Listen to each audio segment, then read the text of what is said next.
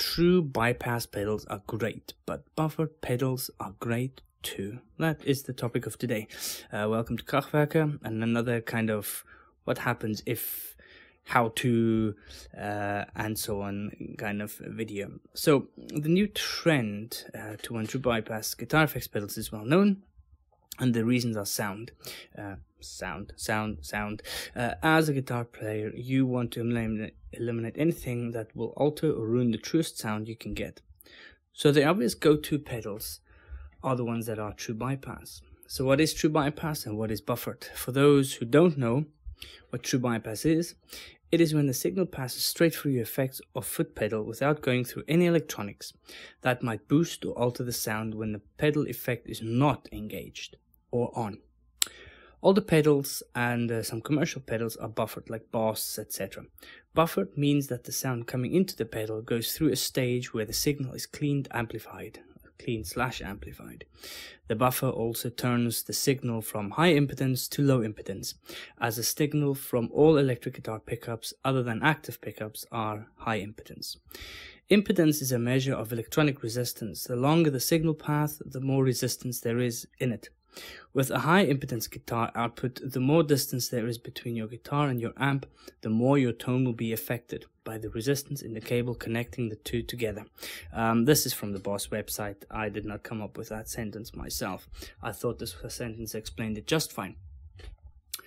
Rule of thumb: if your stomp box or effects pedal lets you play through it when the battery is dead, out of the unit, is not connected to power source, it is a true bypass.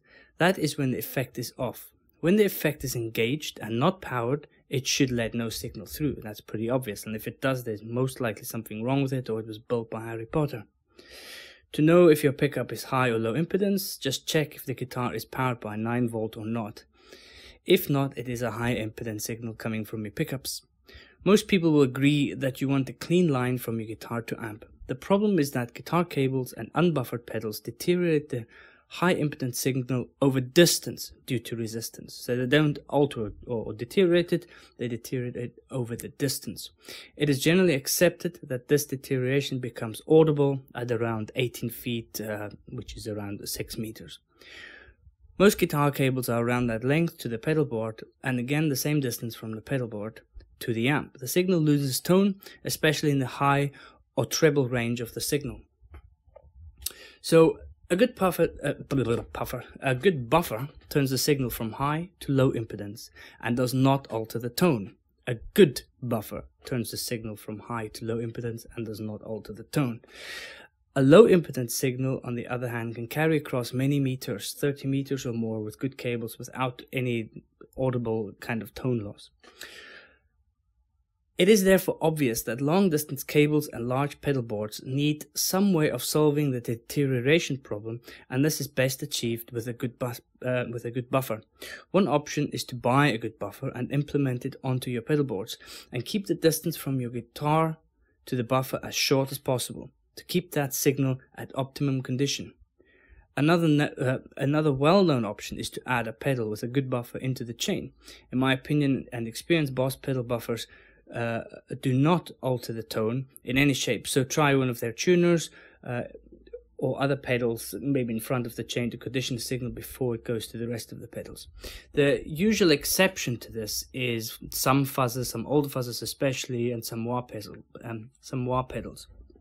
These generally do not like the low impedance signal from the buffered pedals. They like the straight signal, the high impedance signal from the guitar itself. So sometimes you might have to put, this is obviously with a bit of experimentation on your own boards, but usually the wahs and some of the fuzzes tend to go first in the chain. If you have many pedals on your board, you might have noticed how some of these do not like to be next to one another. Something in the signal between them just does not gel. These are also places where a buffer in between can possibly help the situation, even a buffered pedal. So this blog is not about what gives the best tone, it is about the setup and what happens. If you run short leads with with a few pedals, you could argue you are better off with true bypass stomp boxes. If you run long leads with many pedals, you are most likely better off with a buffer or at least a few buffered pedals. In my experience, my personal experience, the Boss pedals, I have also an old Rocktech pedal. They do not alter the tone in any way, so they're cool to use, no problem. So I think the rule of thumb is that if you do end up having to use a buffer or a buffered pedal, just make sure you don't buy a shit buffer pedal. So the example I have is I purchased a Behringer Overdrive Distortion to test, to play around with. The Behringer Overdrive Distortion is a copy of the Boss Overdrive Distortion, and it's the one where you can blend the overdrive to distortion and get a really nice in-between sound.